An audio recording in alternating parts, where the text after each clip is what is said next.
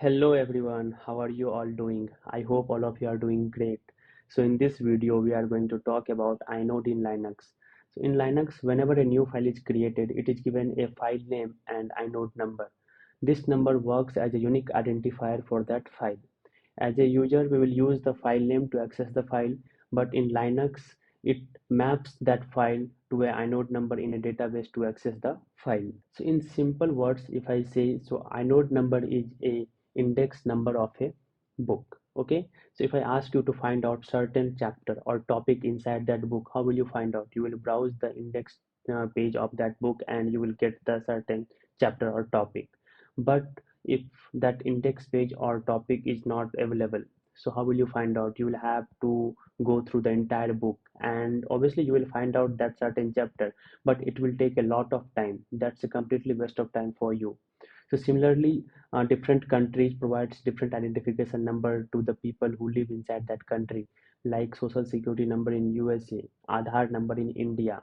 Okay, so if they find out the information about the certain individual, they will find out through that unique identification number, like we have Aadhaar in India. Also, this makes it easier to handle all the necessary paperwork for that individual by different government agencies or financial institutions. The same applies to inodes in Linux. So inode is a data structure that keeps tracks of all the files and directories in a Linux or Unix based file system. So every files and directories within the file system will be allocated an inode, which is identified by an integer known as inode number. Now we are going to see the different use cases for the inodes and its demo. So what is an inode? An inode is a data structure that keeps tracks of all the files and directories within a Linux or Unix-based file system. So every file and directory in a file system is allocated an inode, which is identified by an integer known as inode number, as I said earlier. Okay. So these unique identifiers stores metadata about each file and directory.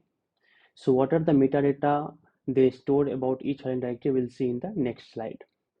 All inodes within the same file system are unique.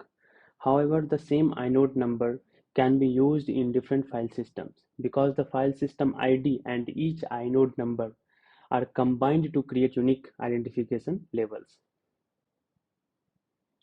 So now we will see what are the information contained by an inode.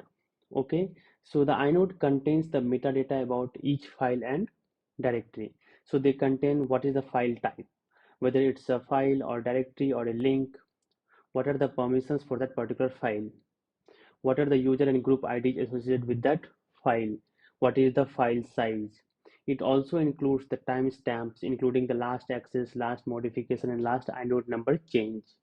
Also, the file deletion time, number of links, how many links had been associated with that particular file or a directory, and where that file is residing on a hard disk. Okay, now why do we need inodes? Inodes are basically used for file system organization, file identification, file system performance, hard links, and file system checks and repairs. Now, if we see one by one, file system organization. Okay, so inodes numbers are used to organize and manage the file system's data structure within a file system.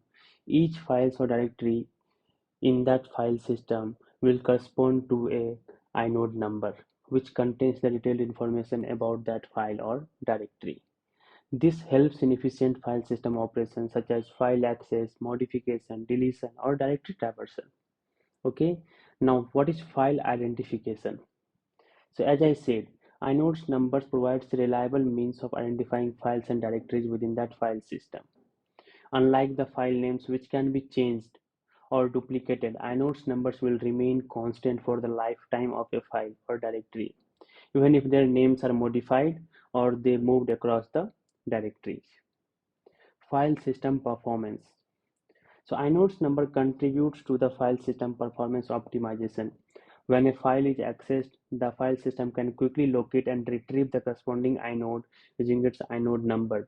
We will see how can we locate the file within that file system by using its inode number in the next slide. Okay, so inode based lookups are generally faster than searching for files by their names. So when you search for files within that file system by using its names, it will take some time, or even it will be kind of time consuming. But when you find out the inode number for that particular file, you can simply find out where that file is residing inside that file system, or and on which file system it is residing. Okay. Now hard links. As you know that inode numbers play a vital role in handling hard links. Hard links are basically multiple directory entries that point to the same inode. Basically, it's a replica of that particular file or a directory. Okay, so by utilizing this inode number, the file systems can maintain a reference count for each inode, including the number of hard links associated with it. Okay, now file system checks and repairs. As we know that fsck command. Okay, this is for file system check. This command utilizes this inode number um, for check and repairs. Okay, so what it will do, it will basically verifies the files and directories with this inode number to repair any inconsistency or corruption. Okay, so overall, if I talk about inode numbers, provide a unique identifier for files and directories, and it will improve the system performance, enable hard link management, support file system maintenance and repair tasks. Okay, now we will see important inode commands in Linux. So first is df-i. It will show the basic data about inode usage, including the file system on which the inodes are stored, your total inode count, how many are in use, in count and percentage, and how many remain. ls-i. It will, to get the inode number of any file, we can simply use command ls-i.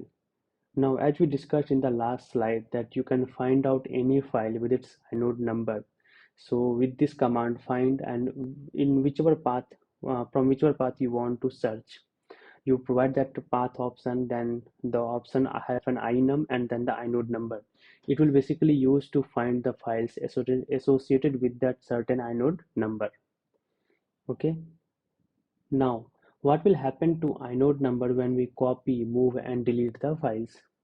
So when we copy the files, it allocates a free inode number and create a new entry into the inode table. So when you will be copying a file, so source file and then the copied file, both will have the different inode number. Now when we move or rename a file, so if the destination is same file system as the source, then it will not have any impact on the inode number. It will only change the timestamp in the inode table. Okay. And when you delete a file, once you delete a file in Linux, it decrements the link count and free the inode number to be reused. So we'll see this in hands-on in a bit. Okay. So here I am in my terminal window. So I am here in the inode directory which I have created some time back, and here I have three files named file1, file2, and file3. Okay, so now we'll see the different inode commands first. So we'll see the df-i. As I said, it will give you the basic inode usage on your particular file system. So on which file system your inode is residing, how many inodes are there, how many of them are in use, and how many of them are free right now. So if you see here, /dev/disk3s2, in on this file system, I have 726 inode numbers being used, and these many inode numbers are free as of now. Okay. Now, if I want to find out the inode number of particular file or any file within that file system, so I will use this command ls-i. So here I can see file1, file2, and file3. They all have the different inode numbers. Okay, here you can see. So all these files have different inode numbers.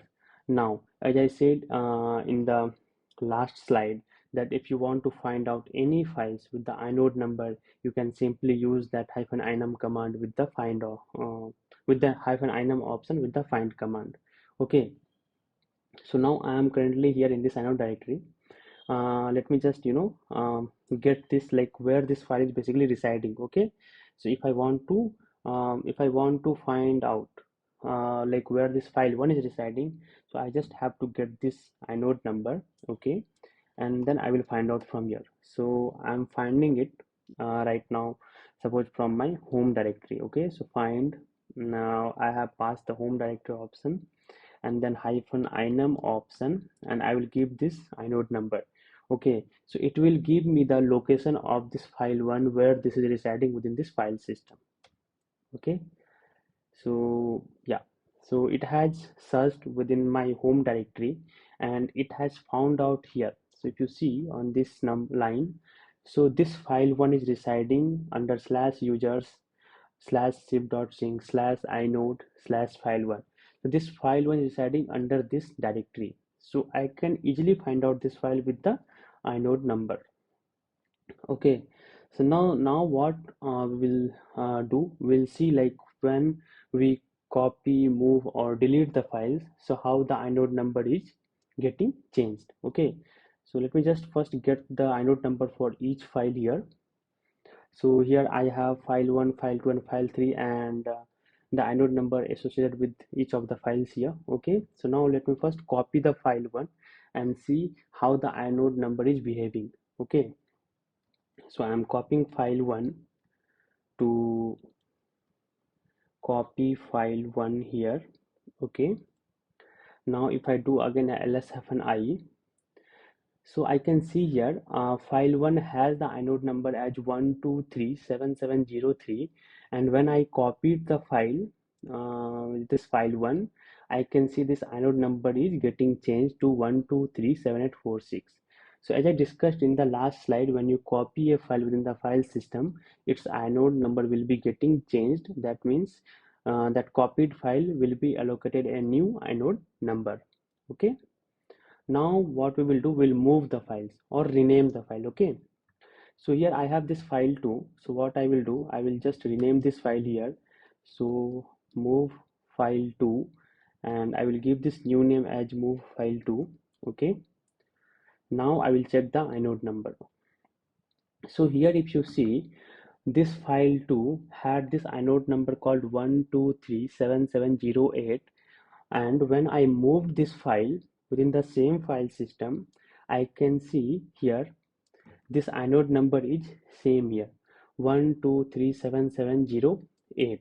Okay, so this is within the same directory, so it has the same inode number. Okay, now what I will do, I will again move this file to different location. Okay, so right now if you see, I am inside this directory. So now what I will do, I will move this file to my user's home directory. Okay, so I'm just moving this file, move file 2, and again I will rename this file to file 2, but where I'm doing this, I will do in the user's home directory. Okay, so let me just do that. Okay, so let me just go to my home directory, and if I see here, okay, so I can see my file 2. So I should have file 2. Okay, so here I can see I have this file 2. So here what I have done, within the same file system, I have moved the file, like I have renamed the file in the same directory. Now even I have moved the file to different directory, but you can see here this inode number is same as the earlier. Okay, so as I discussed in the previous slide or last slide, so when you move or rename the file within the same file system, its inode number will remain same. Okay, now again let me go back to my inode directory. Okay, so now what will happen when we delete the file? Okay, so if I do ls-i, so I have these many files and the inode number associated with each of the file.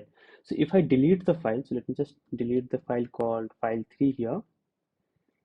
Okay, so if I delete this file, obviously, so what will happen when you delete a file, the inode number associated with that file will be released to be used by another file when you create a new file or directory. Okay, so let me just check here. So here I can see that file got removed, and even the what inode number it was having 1237719, that got released. Okay, now what will happen when we run out of inodes within the file system? Okay, so the moment when your file system runs out of inodes, all the new files and folders you are going to create, that will be rejected. Okay, So once the inodes are 100% used, you will begin to notice like data loss, application crashing, your operating system will be restarting, whatever processes you have within that file system, it won't restart. So these are the problems which will be happening. So how can you mitigate this issue? So what you can do, whatever unused files or directories you have, you can remove that, so that whatever inode number was being associated with that particular files or directory, it will be released, so that you can create new files or folders. Okay, so that's all for this particular video. If you like this video, please give a thumbs up, and if you have any kind of suggestions or any kind of queries, you can simply comment in the comment box, and I will try to answer as quickly as possible. Till then, stay safe, stay healthy. I will see you all in my next video.